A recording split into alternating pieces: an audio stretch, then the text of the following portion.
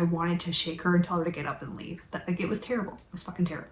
At least have a badass cat if you're gonna have a cat POV. Hey, hello.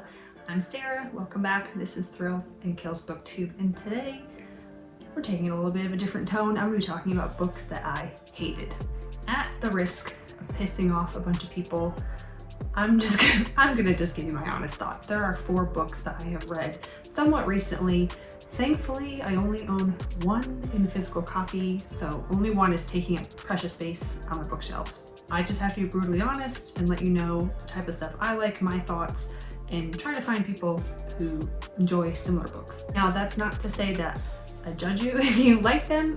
If you found a book that you like, I'm happy for you. That's super important that we can all find books that we like. It's nothing personal about you, but it's definitely personal about the book.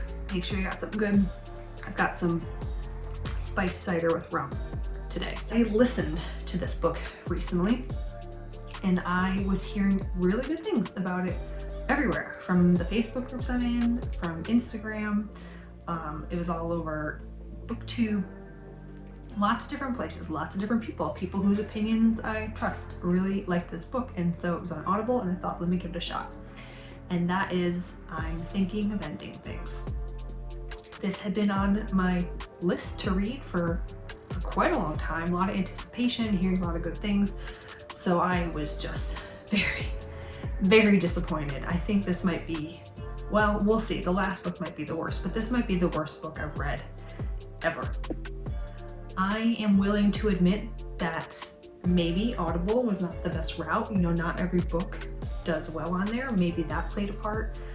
It's also quite possible that I just wasn't smart enough to understand it. I put my thoughts on Instagram and on some of these horror Facebook groups I'm in, and a few different people were saying, you have to read it more than once. Like, of course you're not going to understand it the first go around, but you got to go back. And I disagree.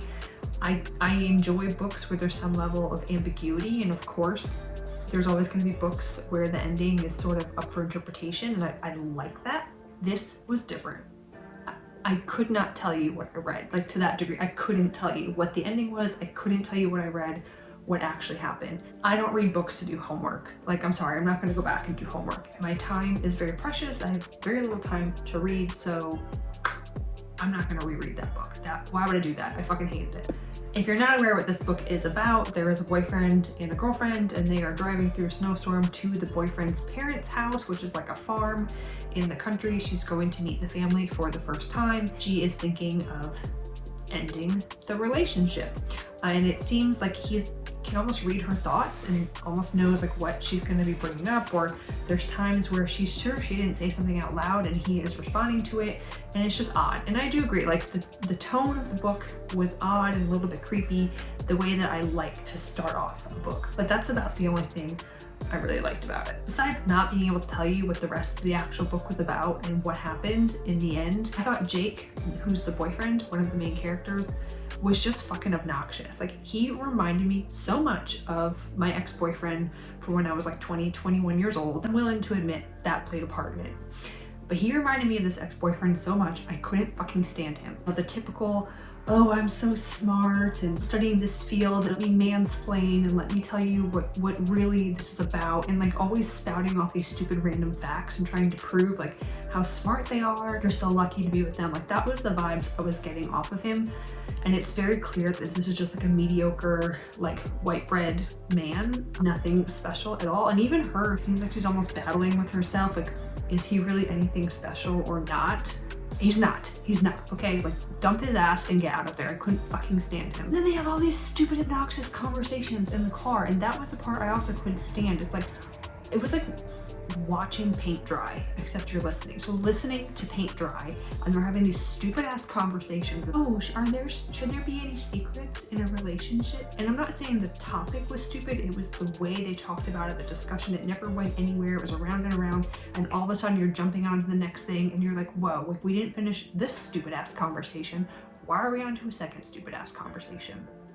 I just hated it. I hated it. I hated it a lot. Okay, you know what? I think if any piece of the book was going to work better in audiobook and translate well, it would have been those conversations, and it was so fucking boring. I was like, you know, have you ever been out to dinner? Me and my husband like to do this, and you can tell there's a couple like on a date, and you kind of eavesdrop and you try to figure out like if it's going well or not. I felt like I was listening in on a terrible fucking date, and it was boring, and I wanted to shake her and tell her to get up and leave. Like, it was terrible. It was fucking terrible. The other thing is, I don't understand why people say this book is so scary. Like, everywhere I was reading about it, it's terrifying, it's so unsettling, it's so disturbing, one of the scariest books I ever read. And yes, that stuff is completely subjective, and what scares you is not going to scare me, and vice versa. But there wasn't any horror. Like, okay, maybe there's some dread and some uneasiness, but there wasn't any like horror other than there was a scene on the farm with a pig, and if you have read the book, you know what I'm talking about. And that was like real quick. It wasn't like an in-depth conversation, details, anything. And then the very last scene in the school is unsettling, but like, again, I couldn't fucking tell you what happened. So like, did it actually happen? So was it really unsettling, or was it in someone's brain? I don't know what the hell happened. So that's the first book. I'm thinking of ending things. I hated it. I probably won't read anything else of that, guys. Next up was a short little book. I was super excited. It sounded really neat, and it was on Kindle Unlimited, and I was hoping I was gonna like it. So I was very let down, and that is Wylding Hall by Elizabeth Hand. It's set in the 70s. There's a band. They give off like Fleetwood Mac or Greta Van Fleet, if you've seen those bands, like those vibes. They're a folk rock band, and they're just starting to get a name for themselves in London. They are set to record a full-length studio album, and their manager rents out a house down in rural England, like a big old manor house. They're supposed to have no distractions, and they're just gonna record their album all summer. Okay, sounds interesting.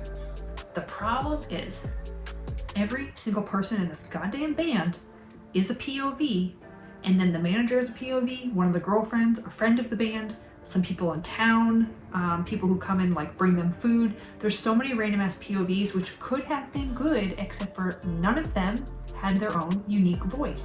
It was the same damn narrator, except for it said, now we're talking to so-and-so, and now it's this person. I don't care if you slap a title on it and say it's someone else's POV, like they all sound the freaking same.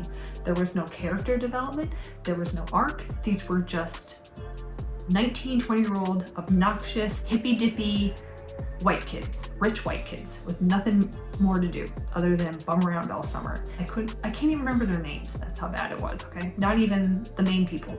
I don't know why I want to read about 10 different flat characters with no arc and no development, but whatever. I think from page 1 that somebody has died, and it's like a major person has died, and that could work well in a certain book. And I've certainly read things like that where it starts off, oh, this has happened, and then the rest of the book is trying to figure out the mystery, the story behind like who did it or how it happened.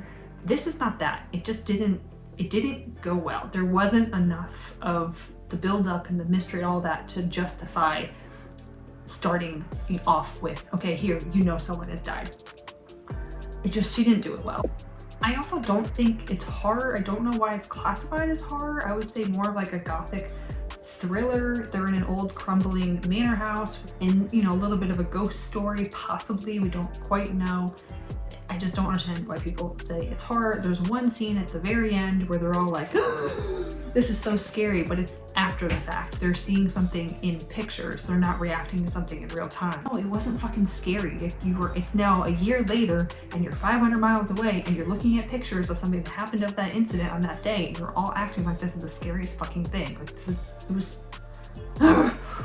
My last issue with it was, despite the fact that this is a novella, I think it was like 172 pages. It was too damn long. There was so much fluff, nothing was happening, and it wasn't there to like pick up that sense of dread. And I like slow burns. This was not that. She started off with the hey, someone's dead, and then it's just slow burn the rest of the time with no big payoff and nothing. I'm really upset. I wanted to like this. Third book, I actually read this last year, so forgive me if I can't give too many details like these first two. This is gonna piss people off. I hear so many people say they love this author, they love this book, and I'm hoping that this is just a one-off and I might like some of her other stuff, and that is The Last House on Needless Street by Katrina Ward. Again, a book I did on Audible, so maybe that's part of the problem. Again, another book, I couldn't really tell you for sure what happened. I mean, I know the general storyline, the general premise, and what happened in the end, but as far as like interpretation of it, I don't know, I don't have a strong opinion. For me, it didn't come together well in the end. It was just too fucking weird, too fucking long, and I'm like, the same damn thing is happening over and over and over and over. I didn't like the POV from the cat. I understand the point that it played, but like, just fucking weird. You've got a cat who's obsessed with the Bible and being a good Christian. It's like, you're a fucking cat. Like, this is, if you're gonna have a cat POV, at least have it be like fucking Salem from Sabrina the Teenage Witch, for God's sake. Or the cat from Hocus Pocus. At least have a badass cat if you're gonna have a cat POV. In her defense, I will say books that tend to center around mental illness or the main character has mental illness, those make me nervous because those can go sideways really quickly and can further stigmatize people with those illnesses. And the illness in this book, I've definitely read books and movies where it is stigmatized and people get things very wrong about this mental illness. And I'll give her credit. I mean, I don't have that mental illness, so maybe I can't speak to it, but if someone does have another mental illness, I think it was well done. The cover art is beautiful. So if I'm trying to give positives, those are about the only positives I can give the book. I have Sundial by her, and I'm hoping that's better, and Little Eve looks really interesting. I'm hoping those two are better, but Last House on Needless Street, I hated it. I know this last one is gonna piss some people off. Hold on. So this last one is gonna piss some people off. Thankfully, this is the only one I have in a physical book, but I'm gonna have to give it away. Verity by Colleen Hoover. It wasn't scary, it wasn't a horror. I would barely even say it was a psychological thriller. It keeps coming up in every single horror group I'm in. Reddit, Instagram, Facebook. People think it's so fucking scary. This is fucking, again, Wonder Bread, like fluff. There was nothing to it. I'm sorry, I don't like Colleen Hoover. I think she writes in a very juvenile manner. And I don't mean YA, because YA can be done very good. Leigh Bardugo, Philip Pullman, those are good examples. Amazing writers, amazing stories, and world building. I just don't think Colleen Hoover is great. I'm sorry. I mean, I just think she writes really juvenilely and is not that skilled as a writer. I don't understand how she's on all these bestseller lists and people rave over her books. So, I mean, I'm happy they have found books that they enjoy, and I'm happy that an author is successful. I don't understand it. The other thing is this, like the smut, the sex scenes that are in here, they were just strange and awkward. If you can't write them well, just don't write them. What I really don't like is that this woman, the main character, is getting with another woman's husband. She's still alive, she's not dead, she is sick and is needing care, and it's in your fucking vows till death do us part, you know, through sickness and in health. Doesn't seem to really have issues with getting with a married dude. That really fucking, it pissed me off. It pissed me off. And then this is a minor thing, and I'm probably nitpicking because I know I don't like this book, but it just feels really cheap. And like, you see the typeset, like it looks like a juvenile book. Like I don't know. I can't do it. I don't understand. Someone please explain to me why everyone loves this book and why people like her. I can't get it. Hopefully I haven't pissed too many of you off. If I did, I'm sorry, but those are 4 books that are just not gonna work for me. And I feel like I've given enough reasons. I haven't just said this sucks, this person, well, maybe Verity, but I feel like I've given some in-depth thoughts and analysis as to why I didn't like the book. Thankfully, I have read way more good books than bad books. I've had multiple 4, 4.5, and 5-star reads this year. I'm excited. I've got some reviews coming up of some books I really loved, so hopefully there won't be any more negative type content from here on out. I had to get that off my chest about those 4 books. I'm sorry. Please don't take it personal if you love these books or you love these authors. But I'm Sarah. This is Thrills and Kills. Thank you so much if you stuck around to the end of the video. Please like, subscribe, and share. I truly appreciate it. And if you want to join a book club that focuses on horrors and thrillers, the link is in the description and in my bio for my book club, the Dark and Twisty Book Club. Thanks again, and in the meantime, guys, stay spooky.